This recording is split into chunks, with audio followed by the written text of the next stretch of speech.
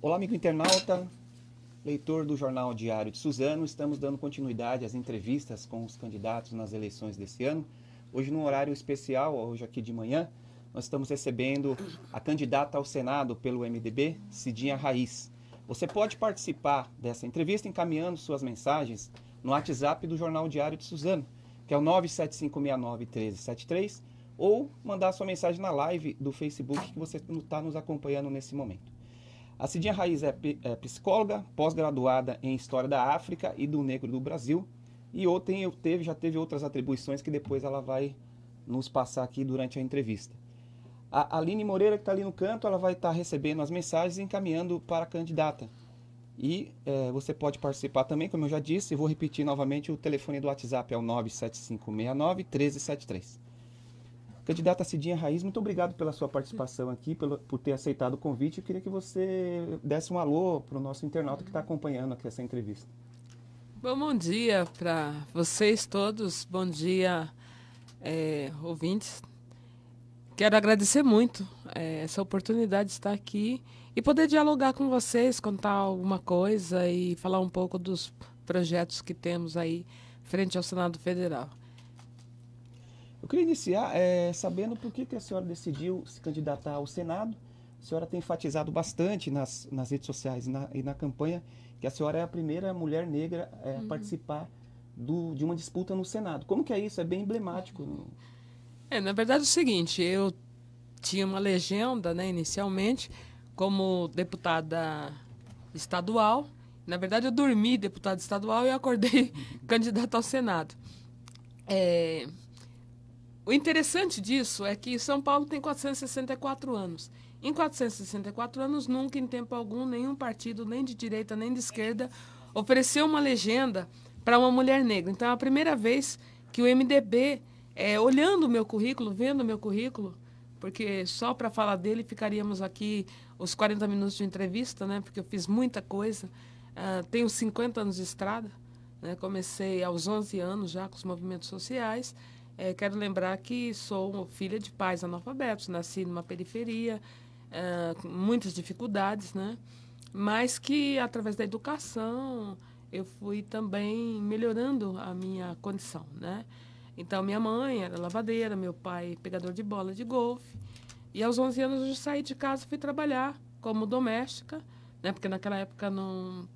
Qualquer menor trabalhava, né? Eu acho engraçado que hoje menor não trabalha, mas pode matar, pode roubar, né? E naquela época não, a gente preferia o trabalho. Então, para conseguir trabalhar e estudar, eu fui estudar à noite, com 11 anos de idade, para trabalhar durante o dia como doméstica.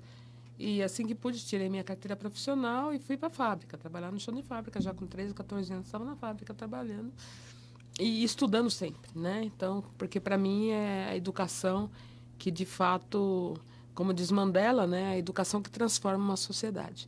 E assim fui fazendo os meus cursos, faculdade, tenho 5 diplomas universitários, viajei para vários países, estive na coordenação das centrais sindicais do Cone Sul para erradicar a exploração sexual infantil e o trabalho escravo, estive na ONU, estive trabalhando com a OIT.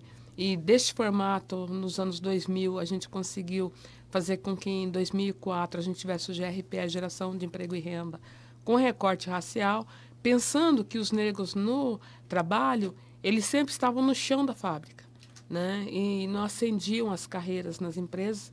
Então, com isso, a gente fomentou as empresas, criamos o selo, ajudamos a criar o selo da diversidade no município de São Paulo, que de pronto tivemos 150 empresas que aderiram ao projeto e elas tinham que ter um programa para que os negros que estavam nas suas empresas ascendessem as carreiras, como gerente, como chefe, como diretor, e foi um trabalho bastante interessante.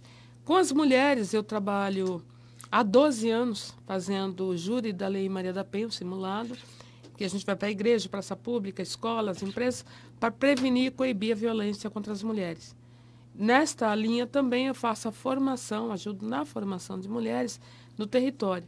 E aqui no Alto Tietê, nós temos uma base fixa, né, que é em Itaquaquecetuba, dentro da Defensoria Pública, que foi assim para a gente um presente, né, do Defensor Público ao abrir aquele espaço para que as mulheres do Alto Tietê que quisessem se formar na Lei 11.340, a Lei Maria da Penha, pudessem ter um ano inteiro de aulas, e aos sábados, e elas largam tudo para ir para essa aula. Quantas mulheres já foram atendidas nesse projeto? 150 mulheres estão formadas já. Então, formamos agora este ano, né, o terceiro ano consecutivo, são 150 mulheres formadas para trabalhar no território a violência doméstica. Então, ali auxilia as mulheres vitimadas, né, nos seus direitos, e quando elas têm alguma dificuldade, geralmente elas me chamam, e aí sim, aí faço o acompanhamento, seja ele a própria defensoria, a delegacia de polícia.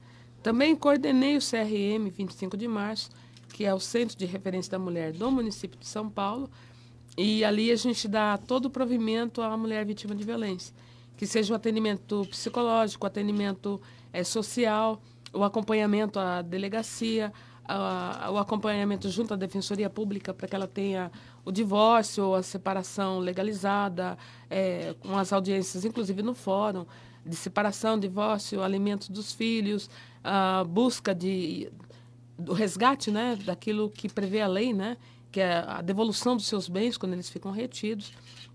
Então, é uma série de atividades que a gente faz para coibir a violência doméstica. A senhora faz parte também do que eu anotei aqui, do Agente Bem Querer Mulher, é a promotora legal popular, conciliadora e mediadora. Como que são esses trabalhos?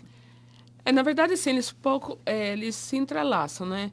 O Agente Bem Querer Mulher foi uma modalidade que a gente fez em 2008, 2009, né? Que era para já trabalhar com as mulheres vítimas de violência, mas com outras vertentes, né? As promotoras legais, é isso que a gente faz, que é a formação das mulheres para o território. Por isso elas somos formadas em promotoras legais e populares. Por quê? Porque você trabalha no seu território, né? O CNJ, a resolução 125 do CNJ, ela permitiu que pessoas que tivessem em áreas de humanas pudessem fazer os cursos de concursos para serem conciliadores e mediadores, tanto civis como criminais. Então, pela minha trajetória, eu fui aprovada em todos esses cursos. Houve um edital de chamamento do TJ de São Paulo, que eu participei e fui aprovada. Então, já fiz mais de 1.000 audiências civis e criminais. E aí entram todas as modalidades. DPVAT, que são os acidentados de trânsito, as pessoas que têm alguma dívida com CDHU. A gente fez durante 3 anos uma grande demanda, porque tinham muitos devedores, alguns com risco de perder as suas casas. Então, a gente chamava o usuário mais o CDHU e tentava fazer uma composição para que este usuário não perdesse o seu bem, que era aquele apartamento que ele tinha adquirido via CDHU. Com isso, a gente nessa composição, tirava os juros, redividia a dívida, somava a dívida. Então, se ele tinha uma prestação inicial de R$120, subia um pouquinho para R$125, R$130, mas ele não perdia o bem. Então, era distribuído a dívida ao longo do contrato. Firmava-se o contrato e, a partir daí, ele estava legalizado de novo para que ele não perdesse aquele bem, às vezes anos que ele vinha pagando, mas por conta de uma situação fortuita, ou perdeu o emprego, ou coisa do tipo, parou de pagar, né? Também fazíamos todas as audiências de divórcio, separação, alimentos, reconhecimento de paternidade, pequenos e grandes endividados, junto a bancos, empresas. Então, o fórum ele tem esta modalidade de conciliação, que é a audiência una. Pouquíssimos casos a gente faz mais que uma audiência em conciliação. Mediação ela é um pouco diferente, porque ela prevê até 6 audiências, e onde a gente faz uma composição também com as partes, né? A ideia da mediação é o ganha-ganha. Não tem vencedor e não tem perdedor, porque a gente coloca as partes, separa as partes quando é necessário, conversa separadamente, se for o caso a gente chama terceiros também para a gente ouvir, e aí tenta uma composição. Essa composição é feita por eles que dizem o que é melhor para a vida deles. E é o melhor estilo de justiça, porque de fato você faz justiça, e justiça num tempo bastante breve, né? Porque você pensar que se você abre uma ação na justiça demora 10 anos, você não faz justiça à pessoa, né? E a falta da justiça a tempo oportuno, ela é uma injustiça também. Porque quem está sofrendo, o tempo, ele é crucial. E aí fica aquela sensação de que a justiça não funciona. Com a mediação, você abrevia esse tempo e a composição é feita. Não é ninguém que diz quem está certo e quem está errado. São as partes que chegam ao bom termo. E nós tivemos um número muito grande de pessoas que aderiram. Em conciliação, mais de 170 mil processos a gente tira das mesas dos juízes por ano. E a senhora acha que o Estado poderia ampliar Poderia esse ampliar projeto? e seria bom para todos e todas, né? Porque quando você amplia, você dá ao cidadão que não tem condições de pagar um advogado o mesmo tratamento. Ele é tratado com dignidade, ele é tratado com respeito, ele é ouvido. Porque a grande demanda, né, ou a grande reclamação do usuário é que ele não é ouvido. Ele entra numa sala, um juiz de toga preto, mal lê a inicial do processo e determina esse está certo ou aquele está errado. A mediação ou a conciliação, não, você ouve as partes. Quando você ouve as partes, ele se sente respeitado, porque ele tem voz, ali você dá voz ao cidadão. E são ações que dificilmente elas retroagem, né? A partir do pactuado, eles cumprem o pacto, porque foram eles que deram a solução, e não alguém que enfiou goela abaixo a solução. Então, é um modelo de justiça, nos Estados Unidos isso é muito utilizado.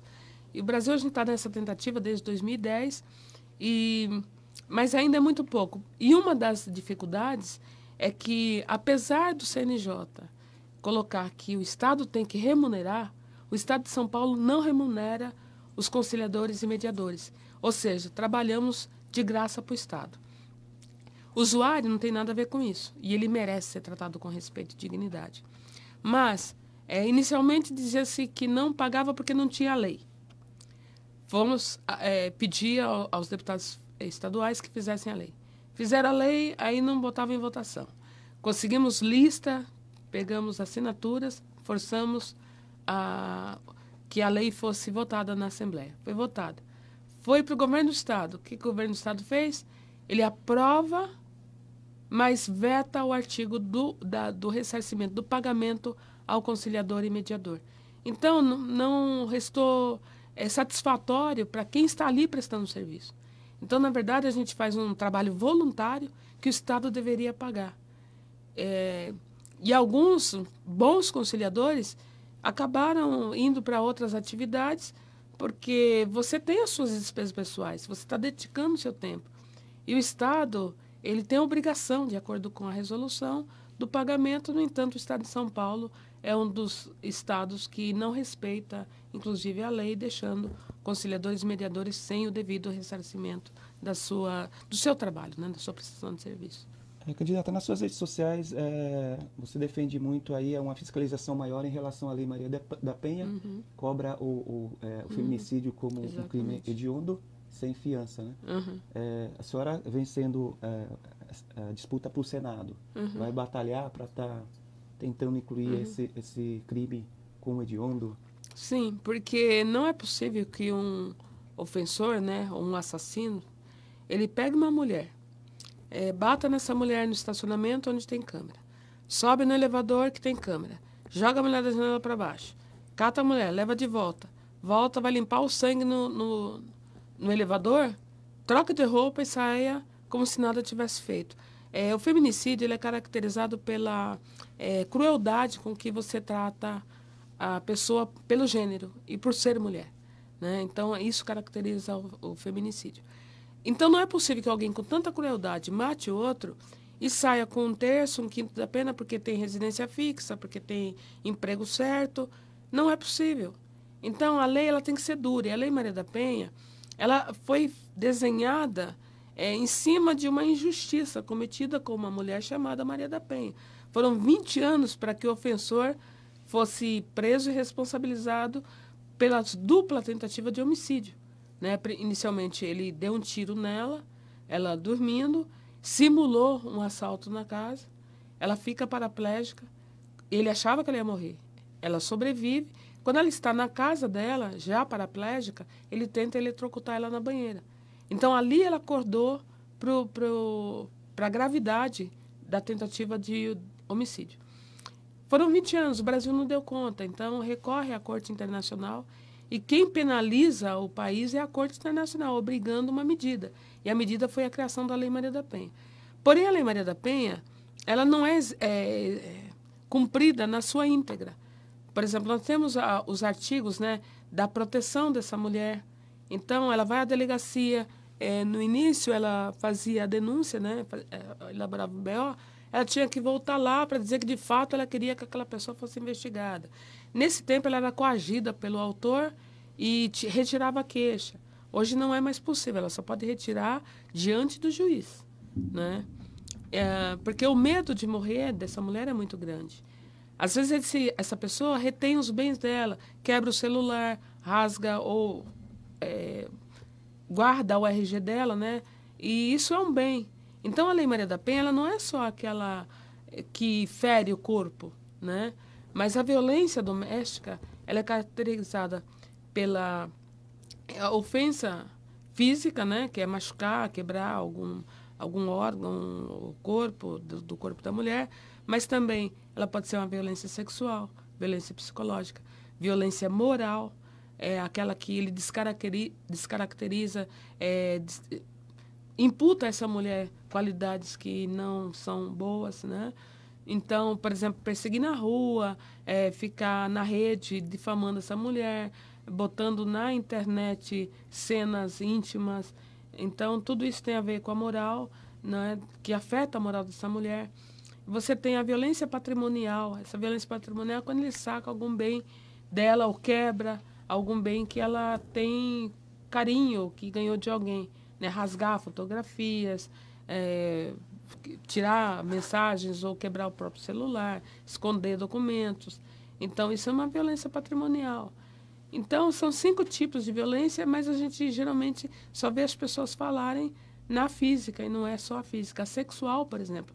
A sexual é muito difícil, porque como o corpo da mulher pertence à mulher, tem modalidades sexuais que ela pode não gostar ou não querer fazer. Ao ser obrigada a fazer, porque aí se diz que no matrimônio tudo pode, não, está errado, não pode tudo no matrimônio. Há que se respeitar a parte, e a mulher é a parte mais frágil. Então, a violência sexual, de difícil comprovação, né, o estupro, existe o estupro matrimonial, e que pouco se fala, até porque as mulheres têm muita vergonha de falar sobre isso, porque a questão sexual no Brasil, ela é ainda um mito, né? As pessoas falam um pouco de sexualidade. E fica difícil para ela chegar numa delegacia, por exemplo, e relatar isso para um homem, né? A gente sabe que 98% das mulheres vítimas de violência buscam uma delegacia comum, que geralmente tem homens despreparados para atender uma mulher. Nós temos as delegacias de mulheres, as DDMs. Tem 183 no estado todo. A capital é a que mais tem delegacia. Mas elas estão tão equidistantes, né, das vítimas, que às vezes ela precisa apanhar um ônibus sem dinheiro, machucada. Quer dizer, como é que ela vai? O mais fácil é ela estar no distrito próximo da casa dela. E ali não tem pessoas qualificadas para atendê-la adequadamente. Aline, tem perguntas? Tenho. Vou continuar a respeito da segurança para as mulheres, públicas para as mulheres, né? Além das EDMs, a senhora acha que deveria ter a criação de mais salas rosas? Também tem a sala violeta? Eu gostaria que a senhora explicasse um pouquinho melhor. Na verdade, assim, a gente não quer... Alguns lugares, né? Por exemplo, Itaquá, as mulheres de lá questionaram, né, o distrito, porque não tem DDM. Parece-me que aqui no Alto Tietê só tem em Suzano. Né? Então, A de Itaquá tem um decreto agora não, que autorizou. Agora é que autorizou a criação. Mas você imagina que precisa do prédio, precisa de escrivã, precisa de delegada, precisa de policial. Quer dizer, a infraestrutura é muito grande para você montar uma delegacia.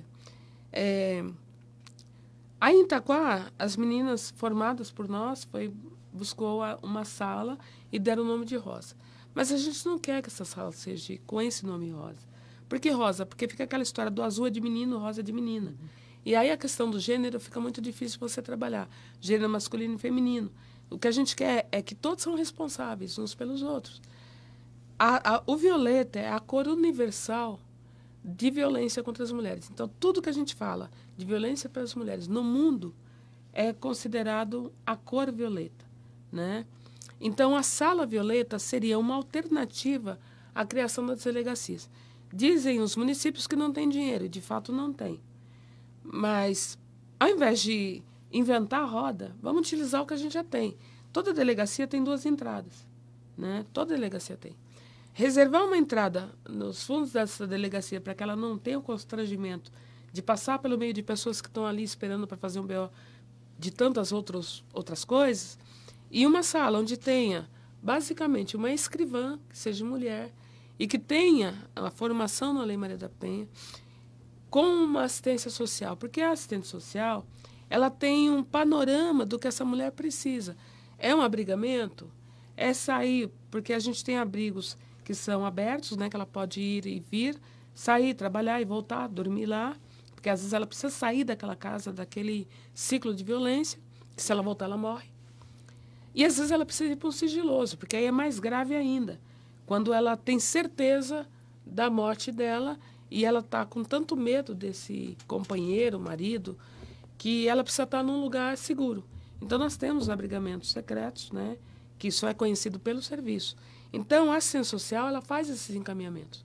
A assistente social que vai acompanhar ela numa defensoria, no fórum, para uma audiência. Então, tendo essas 2 figuras, e se a gente também com isso fomentar, nós temos muitas assistentes sociais formadas, desempregadas, né? Então, fazer um edital de chamamento, a gente precisa motivar os formandos em direito para assumirem também os editais, né? Para delegadas, para escrivãs, né? Então, a gente fomenta também a empregabilidade das mulheres, porque as mulheres são as que mais ficam desempregadas e com o maior número de formação, são as que menos ganham, né? Hoje a gente tem uma diferença de 40% da diferença de salário na mesma função. E aí a gente tem, por exemplo, lá em Brasília, há muito tempo a gente começou a discutir um projeto de lei, o 130, que está parado, está engavetado lá. E a gente quer botar esse projeto de lei na ordem do dia, porque trabalho igual, salário igual. É isso que preconiza a ONU, que é a Organização das Nações Unidas. A ONU ela tem uma plataforma para as mulheres, né? E esse ano, já desde o ano passado, a gente vem trabalhando os ODS, né, que são os Objetivos do Desenvolvimento Sustentável, que é a Agenda 2030. E são 17 objetivos. Um deles, que é o 5º, ele trata de gênero. Ele começa, o primeiro é a erradicação da pobreza. Como é que você erradica a pobreza sem trabalho, sem renda? Não é possível.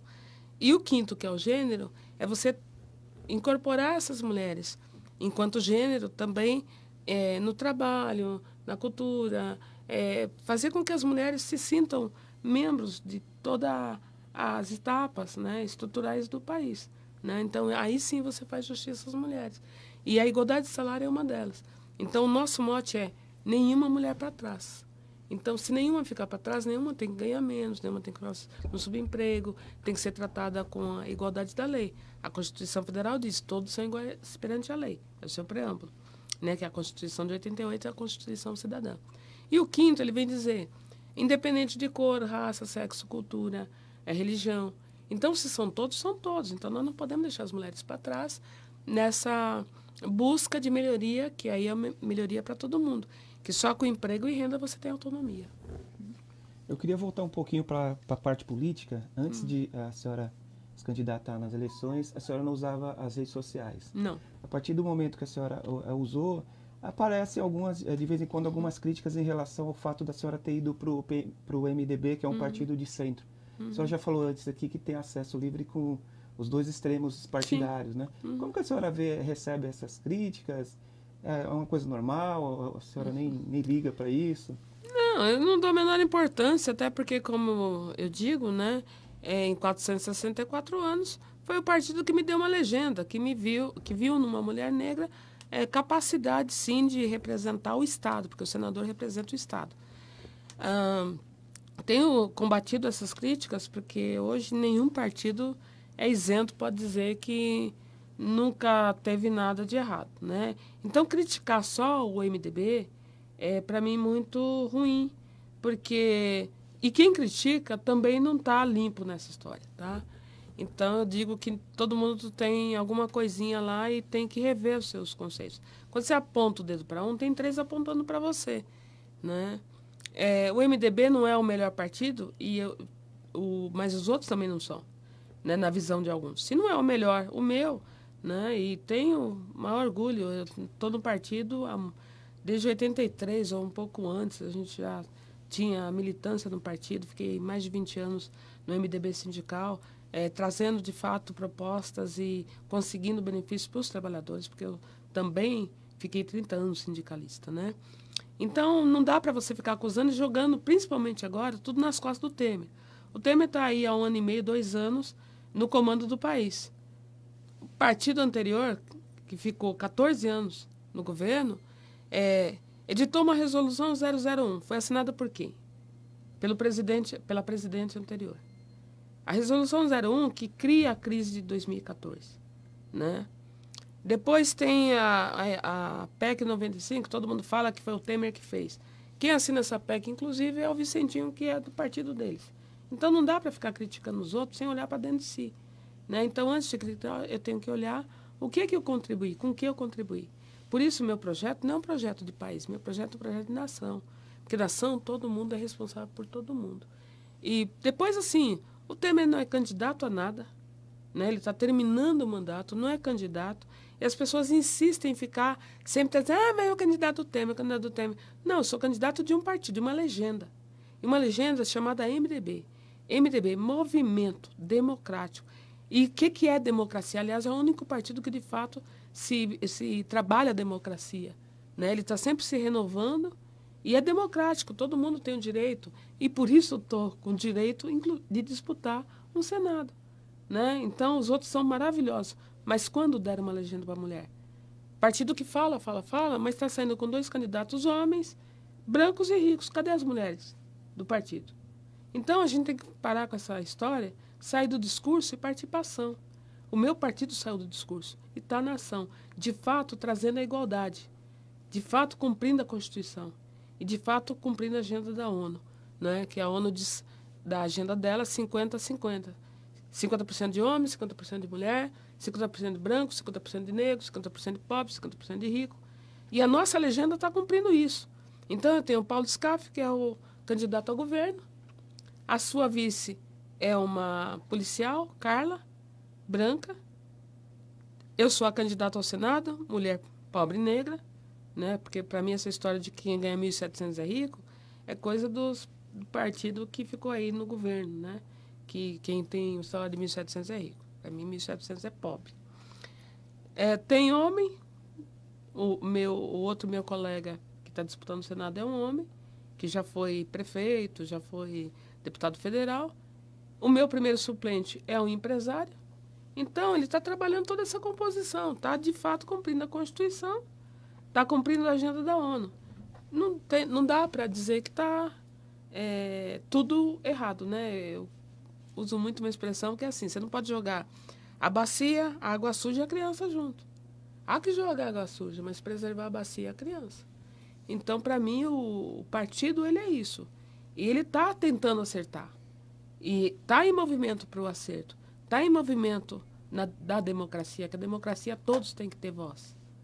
Entendeu? Então, por isso que eu não aceito as críticas, principalmente vindo de onde vem, né? De quem não tem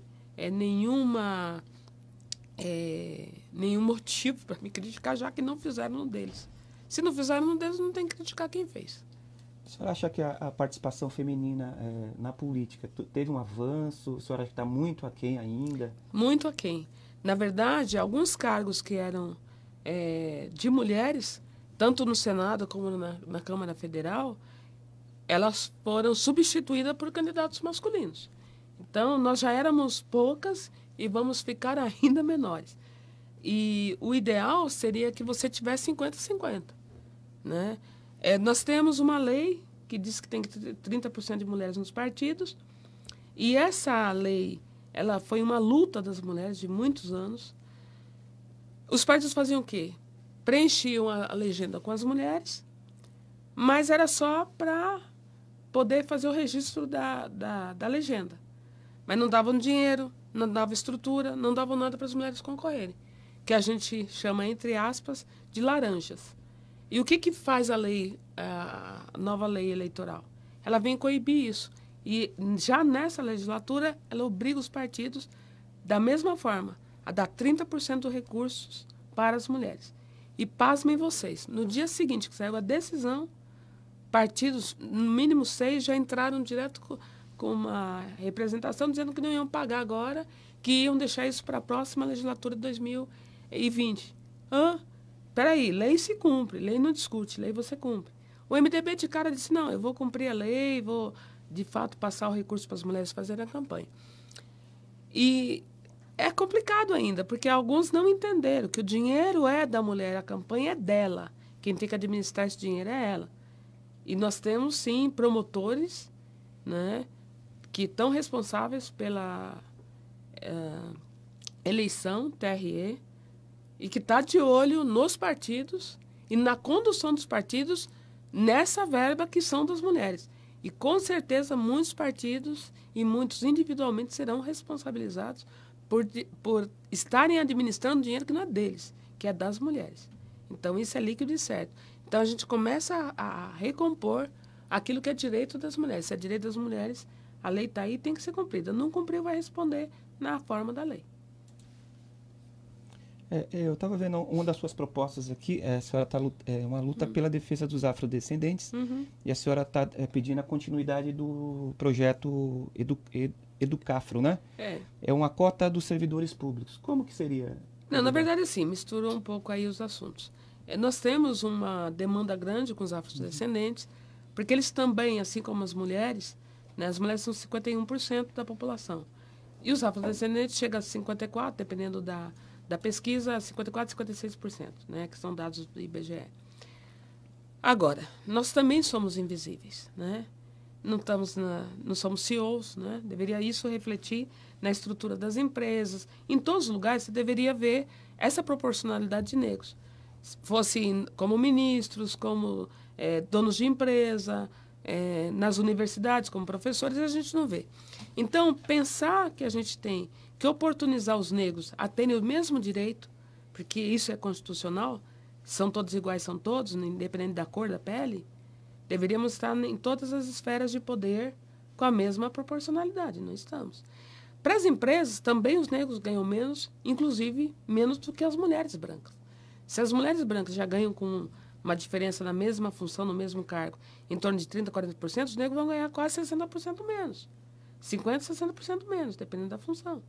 Então, recompor isso. A Educafro é um instituto fundado por negros, né, pelo Frei Davi, e que trata de melhorar a educação, porque os negros também estão nas piores escolas, traz esses para cursos, palestras, e a Educafro coloca esses negros num lugar melhor para concorrerem aos vestibulares, poderem entrar nas faculdades públicas, por exemplo. A faculdade pública, USP... O preparativo, exatamente, né? É o preparativo.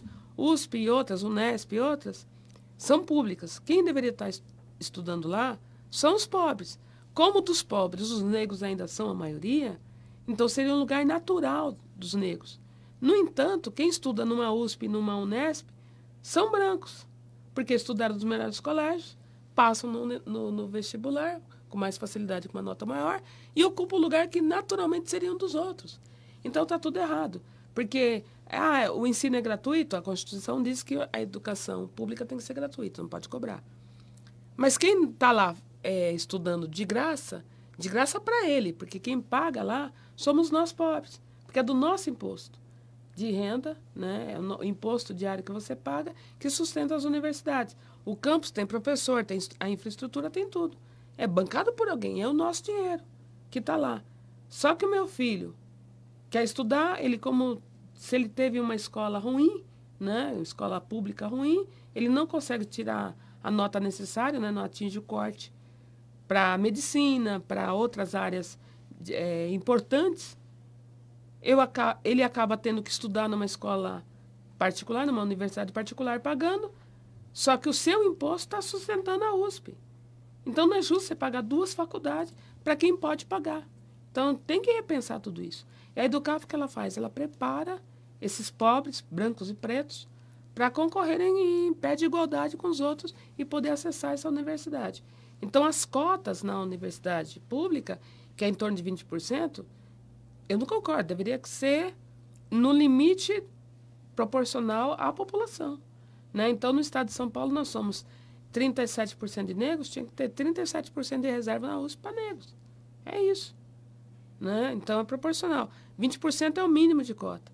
Se você pensar que lá atrás teve uma lei que proibia os negros de estudarem, isso criou um hiato muito grande educacional entre brancos e negros, né? Então, tinha uma lei que diz o seguinte: não pode frequentar a escola os não vacinados com doenças contagiosas e os negros. Isso fez com que Luiz Gama não pudesse ingressar na USP, em São Paulo, para fazer direito. Percebe a gravidade disso? E isso continua. Por isso as cotas, muita gente é contra. Sou contra a cota. Não tinha que ter cota se a justiça fosse aplicada, né? Se a gente tivesse, de fato, a igualdade, qualquer um pudesse entrar. Como não tem, a gente usa o artifício da cota. E ainda assim as cotas não são hipossuficientes para colocar os negros no seu lugar de direito. Não é mimimi e não é caridade. É direito. Direito a gente não negocia, direito a gente exige o cumprimento, né? Então é isso que a gente busca. E pensar que esses meninos e meninas, né, jovens e crianças, têm que ter uma educação de qualidade, que propicia a eles não precisar da ajuda da Educafro, nem de cotas para entrar na universidade. Isso, ao longo do tempo, a gente pretende conseguir isso, mas já mudando o estilo de educação, já colocando na escola pública uma educação preconizada na Constituição, que é uma educação de qualidade. Para você ter a igualdade, você tem que começar da base. Se não tiver uma boa base, você não consegue chegar lá em cima e igualar. E eu costumo dizer que é diferente igualdade de equidade. Igualdade é você ter 1,80 m, eu tenho 1,50 m. Aí eu dou um banquinho de 20 para você, um banquinho de 20 para mim. Nós vamos, na base estamos iguais, mas em cima continua a diferença de 30. Então, eu prefiro a equidade, que é a equidade, você tem 1,80 m, você vai ficar com o pezinho no chão. Eu tenho 1,50 m, eu vou ter um banquinho de 30. Eu vou subir no banquinho de 30 e lá em cima, sim, nós vamos estar iguais. Percebe? Então, é um outro movimento. É a gente pensar a educação de qualidade na base, que é o que propõe Paulo Scaff, trazer a experiência do SESI e do SENAC, para, desde a base, ter uma boa formação, para lá na frente disputarem de igual para igual a universidade, o emprego e etc, etc. Né? Aí sim a sociedade vai ser igualitária, que é um direito de todos e todas, né? E entra em contexto também a escola integral, em tempo integral? Tempo integral é, assim, importantíssima, por quê? Porque se o aluno está na escola, primeiro que ele tem lá, a escola do SESI funciona da seguinte forma, é o tempo integral. Você tem a aula formal, mas você tem o reforço escolar, ali mesmo você faz a lição, você tem o contato com os seus colegas. Nesse tempo, essa criança está fora da rua, principalmente para os mais pobres que trabalham, os pais trabalham, essa criança fica a maior parte do tempo abandonada, sozinha. Não tem um pobre, como é que ele vai pagar um empregado, né? Então, ali ele tem, além da companhia dos colegas, ele tem esporte. Hoje, na escola do SESI, você já está trabalhando na robótica, né? Porque a gente já está entrando na quarta onda. E a quarta onda é a inteligência artificial, é a robótica que está entrando forte no mercado. E o Brasil não pode ficar para trás, ele tem que acompanhar o mercado internacional. Então, a formação dessas crianças, entra numa escola do SESI, criança pequenininha já está lá, mexendo com robótica. Tem Fab Lab dentro da escola. Eles montam as pecinhas, faz robozinho, faz outras coisas na própria Fab Lab dentro da escola. Então, ele tem disciplinas que não são aquelas de curriculares, extracurriculares, mas que já está formando essas crianças para essa quarta onda tecnológica que está chegando com força. Porque senão a gente vai ter jovens, nos próximos 10 anos, desempregados por não ter qualificação. Porque a qualificação vai passar pela robótica, vai passar pela inteligência artificial e ele não vai estar preparado. Então, essa é a preocupação do Paulo Scaff. É já começar a formação. E se você pensar o custo de uma criança do SESI, por custo de uma criança que estuda em uma escola pública, a diferença é muito pouca. E a minha proposta enquanto senadora é trazer o recurso para o Estado cobrir essa diferença e dar o mesmo ensino. Então, não dá para você ter aluno que vai para a escola que não aprende, que bate no professor, que usa droga. traficando dentro da escola, escola suja, mal cuidada, banheiro que não tem papel higiênico, né? Não dá. Então, para você pensar um país crescendo, né, ele tem que ter a formação educacional de base muito boa. E vai começar devagarzinho até chegar no nível que a gente tem todos, em todos os níveis, né, em todas as séries, com a mesma qualidade que tem um aluno do SESI. É caro? Não, porque hoje o que o Estado gasta para não dar retorno é quase a mesma coisa do SESI. A diferença a gente traz com a emenda para ajudar a auxiliar o governo do Estado. A gente está chegando já no final da entrevista, mas eu queria fazer ainda uma pergunta para a senhora em relação ao Pacto Federativo, a renegociação do Pacto Federativo. Todos os anos os municípios vão para Brasília para solicitar uma partilha maior dos recursos, que eles reclamam que recolhem muito, repassam para Brasília e recebe nem 20% do que eles recolhem. Nem 20%, 18%. É uma bandeira da senhora isso? É uma bandeira porque assim, não dá mais para ter prefeito com o pires na mão, refém de Brasília. É no município que as pessoas moram. É o município que arrecada. E ele manda para Brasília. O recurso vai para Brasília, Brasília fica com 54%, devolve 18% para o município.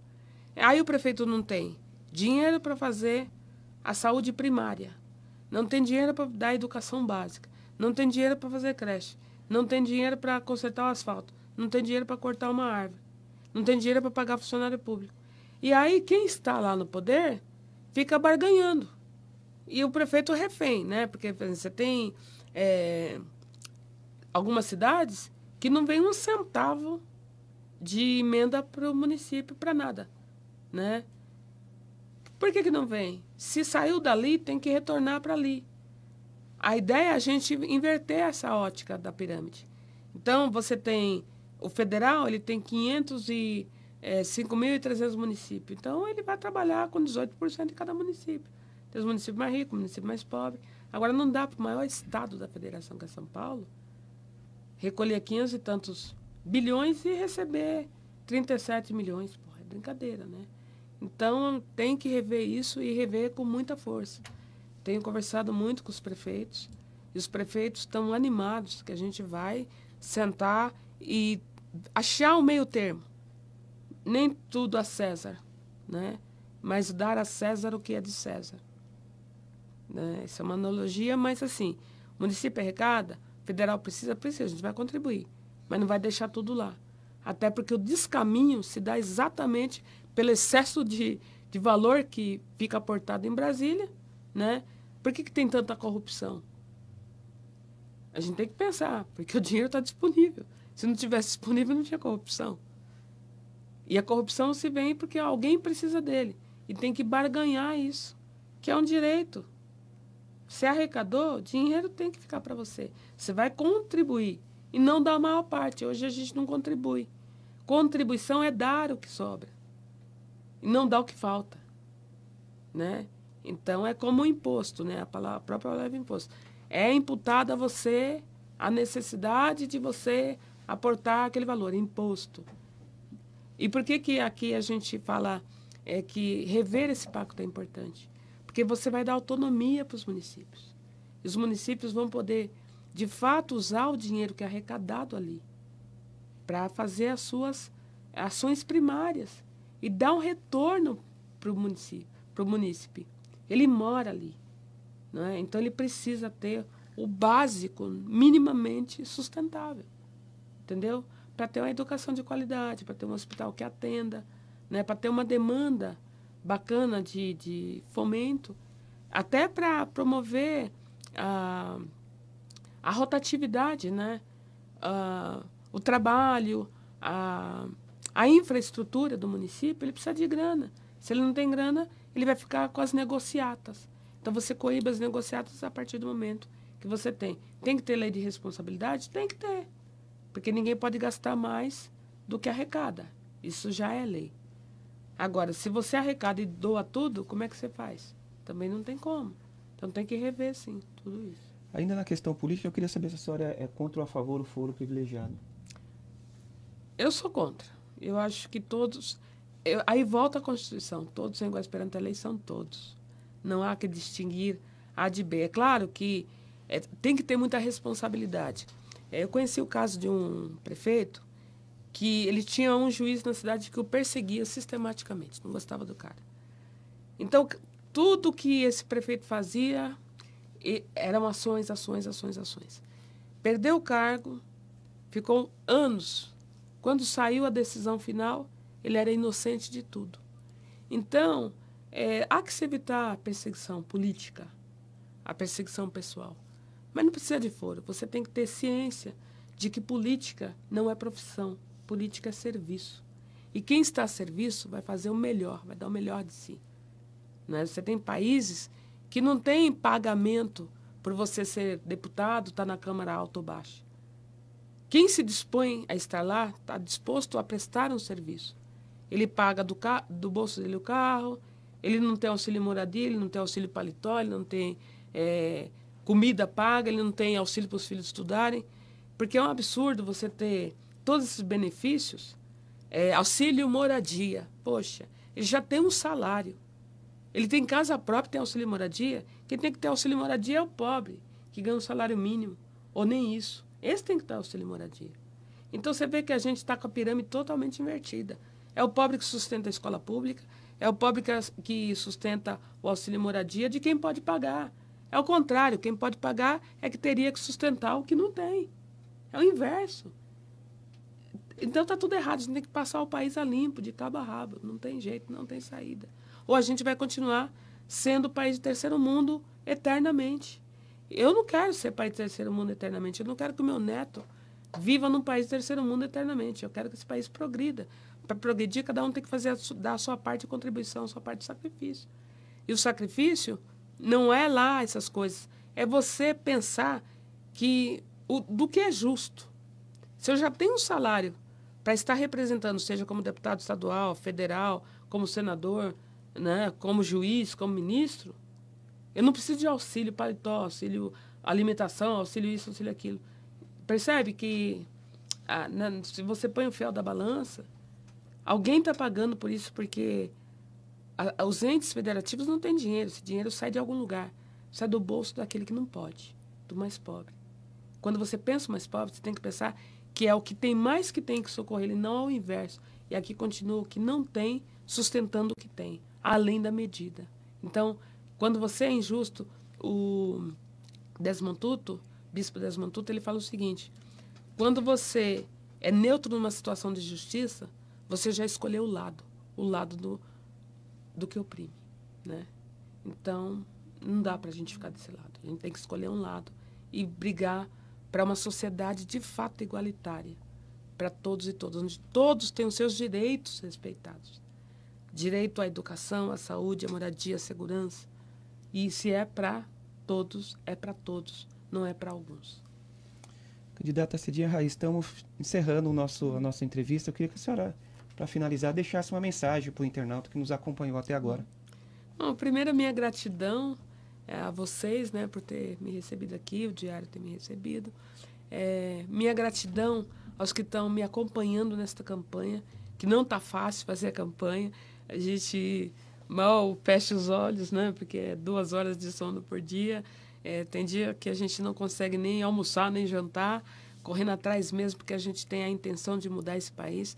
Quero deixar aqui o meu agradecimento à minha equipe, que são 6 pessoas, 7 pessoas. E a gente está...